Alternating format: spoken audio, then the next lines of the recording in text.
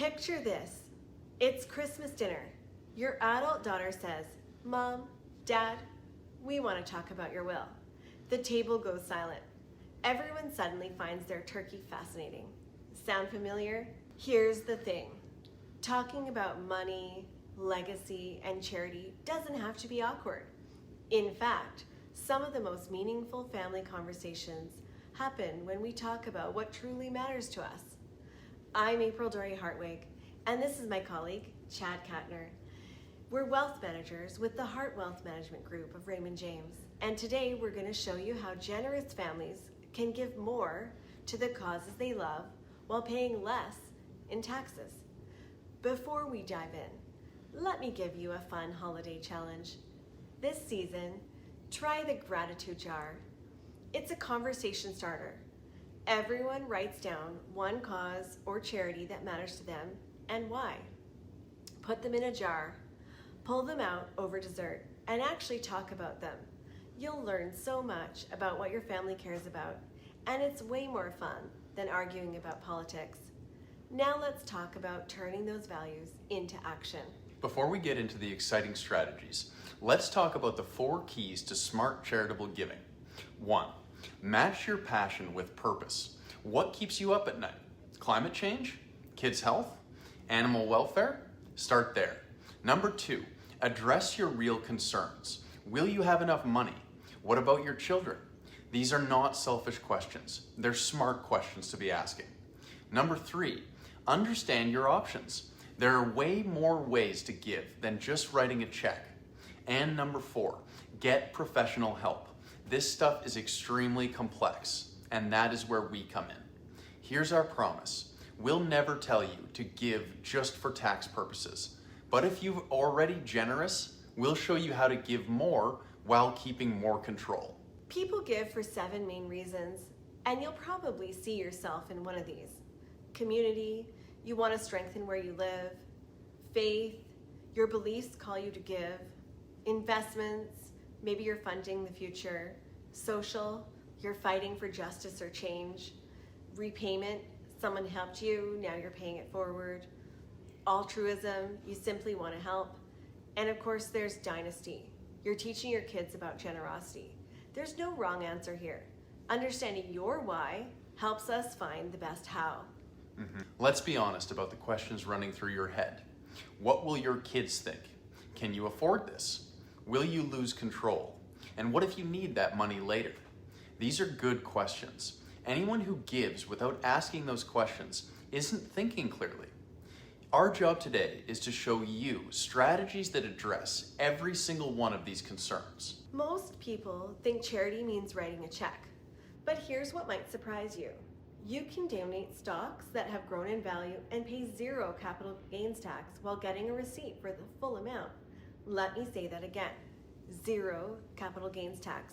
You can donate real estate, you can donate directly from your RRSP or RRIF. This is a huge tax savings. You can donate life insurance, allowing you to give while only paying a minuscule percentage of that in premiums over your lifetime. Different assets give different tax advantages. Our job is finding your best option. Let me tell you about Susan. Susan sold her business last year and was facing a massive tax bill. She normally gave about $5,000 to charity every year. We sat down and said, "Susan, what if you donated $150,000 this year alone?" She nearly spit out her coffee. I would too. "I can't afford that," she said. But here's what we showed her. In BC, with combined federal and provincial tax credits, Susan would get back nearly $75,000. Her $150,000 gift would only cost her about $75,000 after the tax savings. Susan was stunned. "I can give twice as much and it only costs half?" Exactly. Here is what makes Canada's system powerful.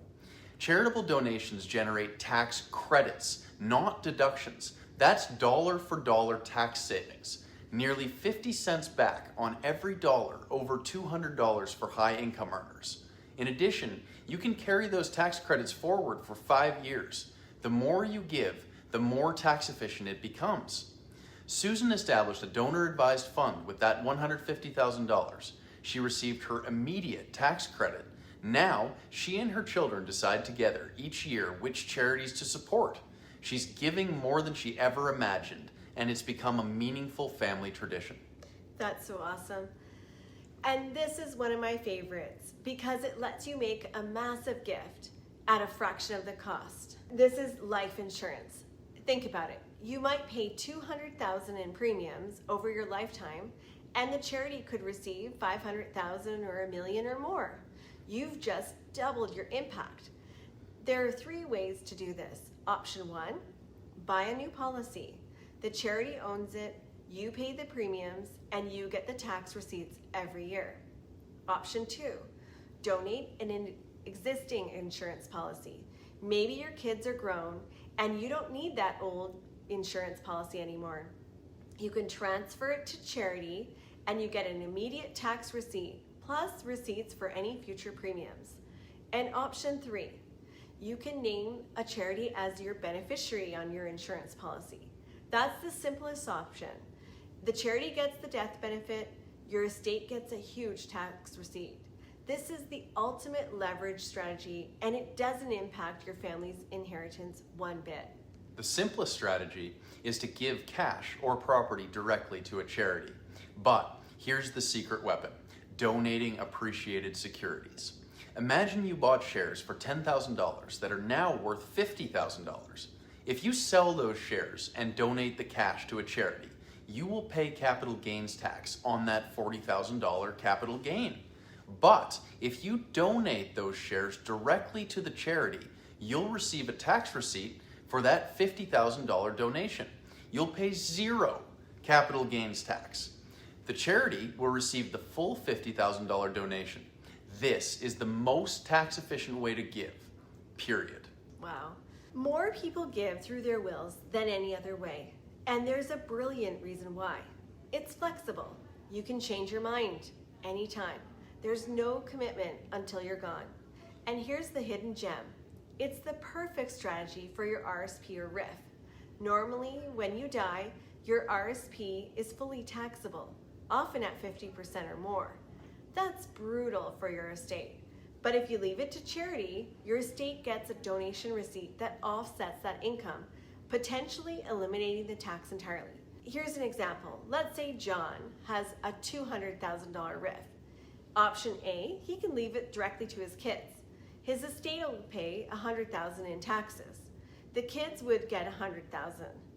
Option B, leave it to charity. The charity gets $200,000. The estate gets $200,000, a tax receipt. John leaves his home and his investments to his kids tax efficiently. Everyone wins. And there's so many other options with insurance and RSP planning. Absolutely. In another scenario, let's meet Margaret, who's 75, a retired teacher. She had $100,000 in savings, earning almost nothing. She gave it to the hospital through a charitable gift annuity. What she got was $6,500 every year for life. That's a 6.5% payment. Immediate $40,000 tax receipt, which was $20,000 in tax savings. Part of each payment in return was the return of capital, which means that it's taxed favorably.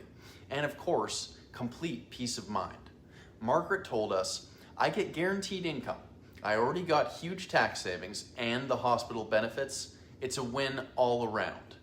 These are perfect for anyone 65 or older who is seeking guaranteed lifetime income, who values simplicity, and who's deeply committed to a specific charity. Now, we're going to talk about charitable remainder trust. This is a sophisticated strategy, but stick with me because it's incredibly powerful. We're going to meet David. He sold his business for $800,000. The original cost, just $100,000. David was facing a massive capital gains tax bill. David had always wanted to support the Salvation Army. They helped his family when he was young. So here's what he did. He transferred his $800,000 to a charitable remainder trust with the Salvation Army as the ultimate beneficiary. Here's a picture of the basic structure. See the flow?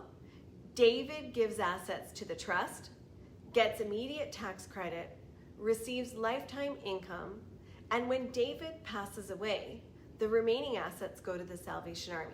What David got for his $800,000 transfer to the CRT was $45,000 in annual income for life, immediate tax credit of roughly $320,000, capital gains tax savings of $175,000, and professional investment management, and complete peace of mind. And here's what makes this really powerful. David could receive $900,000 or more in income over the next 25 years, and there could still be $600,000 left for charity. Everyone wins. A charitable remainder annuity trust, or CRUT, offers fixed payments, $45,000 a year every year in this case, and it's perfect for people like David who want certainty. A CRUT, or charitable remainder unit trust, gives a percentage of trust value each year. If the trust grows, payments grow. It's great for younger donors who want inflation protection and may want to add more later. David chose the annuity because he wanted certainty. At 68, knowing exactly what he'd receive was worth more than the growth potential. Tom and Linda in Victoria said, "We want to give locally, but we don't know which charities to choose." We introduced them to the Victoria Foundation. They donated $15,000 to create their family fund. The foundation manages everything: research, grants, distribution. Tom told us they do all the work. We just get a report showing which Victoria organizations our fund supported. Our money stays in Victoria forever. This is perfect for gifts under $100,000. People who want to support their community but don't know which specific charities. That is, anyone wanting simplicity. This is my personal favorite. Your own charitable foundation without the complexity. In our example earlier, Susan sold her business and suddenly had $500,000 to give. But Susan had two problems: a huge tax bill from the sale, and she needed relief now. And her second problem was no idea which charities to support. Her solution was to put $500,000 in a donor-advised fund. She got an immediate $500,000 tax credit, dramatically reducing her tax bill, and 5 years later, that $500,000 has grown well over $600,000. Every year, Susan and her adult children meet over Sunday brunch and decide which charities to support. They grant about $50,000 annually. Susan told us recently that her favorite part isn't even about the tax savings. It's sitting with her kids, talking about matters to them, and deciding where they're giving together. They're teaching her grandchildren about generosity, and they love asking her which seeds they could plant each year. It's perfect for business owners with windfall years, anyone supporting multiple charities, because it's one tax receipt instead of possibly dozens, families who want to make giving a shared activity, and people who want tax benefits now, but the time to research which charities to give to. Let's bring this home. Successful charitable planning starts with understanding what you care about, matching your values with organizations doing the work that matters. We address your concerns: income, family, security. The right strategy handles all of them. Then, we explore methods, everything we've covered today. Each can have their place. And finally, you need professional assistance. This involves tax law, estate planning, trust law, and investment management. This is not do-it-yourself territory. Our invitation is, if anything we've discussed today resonates with you, if you're thinking about your legacy, if you have appreciated assets, or if you want to give more effectively, we are here to help. That's so true. Thank you so much for being here today. Here's what happens next if you want to explore this. Schedule a confidential consultation. There's a link on our website. We'll discuss your situation, interests, and goals. We'll analyze which strategies fit you. We coordinate with your tax and legal professionals, and together We'll develop a charitable giving plan. No pressure, just education. Remember, this isn't really about tax strategies or trusts. At the heart of all this is your desire to make a positive difference while taking care of yourself and your family. These strategies simply help you give more effectively, ensuring more of your wealth supports the causes you care about, rather than going to unnecessary taxes. A final thought for the holidays is try that gratitude jar exercise. You may be surprised what you learn about your family and possibly about yourself. We look forward to helping you create your charitable legacy.